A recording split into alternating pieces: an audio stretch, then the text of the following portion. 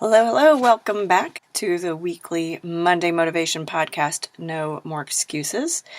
Yes, this is your hostess, Sandi Ballard, the badass business coach, right?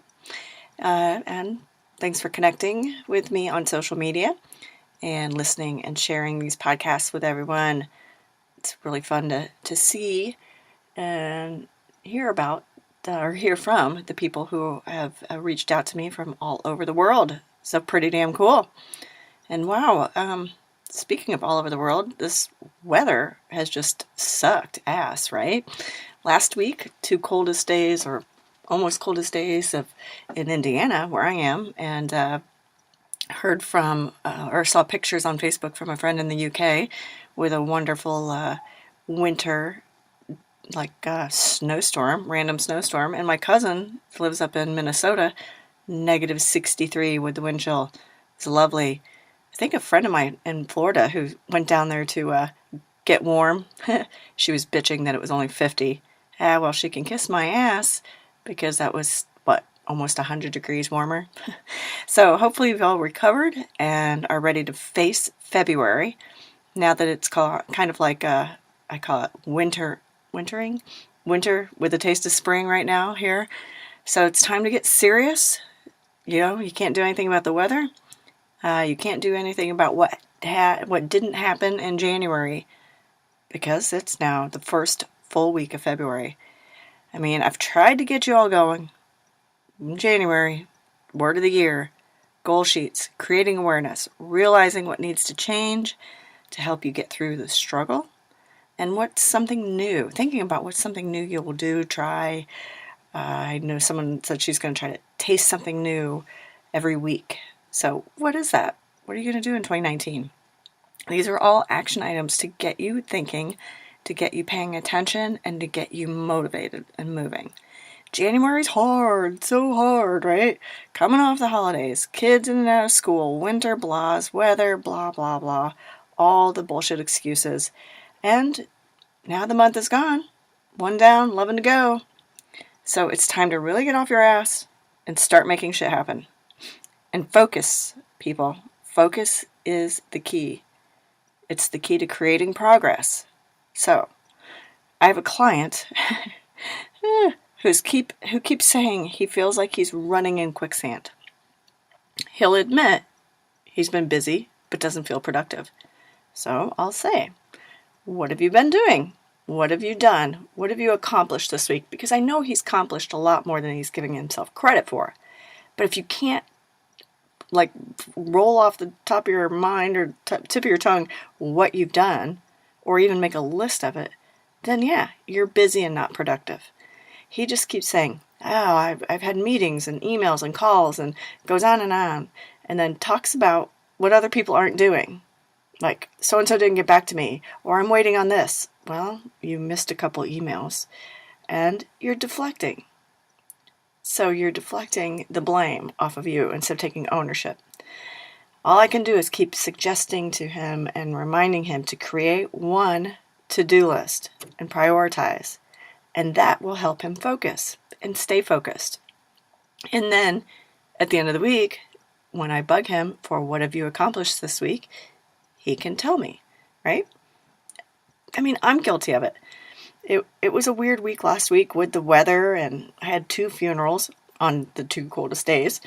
And I kept forgetting to put write podcast in my top 3. Because on my to-do list, I prioritize and put 1, 2, 3, draw a line. And that helps me. I listened to a webinar years ago, and it's called Stay Above the Line. So I do those 3 things first. And no, it's not always the hardest thing first. I hate when people say that. Oh, it has to be the hardest thing. No, it doesn't have to be. Anyway, that's another podcast. So I kept forgetting to write podcast on my top 3. And one day, I don't even know where my damn list was. I think that was Wednesday. And I felt the same way as my client. I was busy, but I wasn't really sure what I had done all day besides piddly things, right? Not saying those things didn't need to get done, but I felt very unproductive. So I unburied my list because of this realization. I was like, get your list out. Stick to it. I rewrote it, and boom, I got shit done. Why? Because I focused. Last year's podcast, I just looked in February, I broke down my goal sheet and each week talked you through a step. I'm not going to do that this week because if you're a client or have been listening to me for a while, this year you should have all that shit done. You should have your goal sheet done because then you did your word of the year, because then you said, or you looked at how does your word of the year align with your goals. So if you haven't done that, email me sballard@growingforward.biz and I will send those things to you, or you can download them from my website, growingforward.biz. Okay? Anyway, you should have the goal sheet done. And now it's time to dust it off and get to work, right?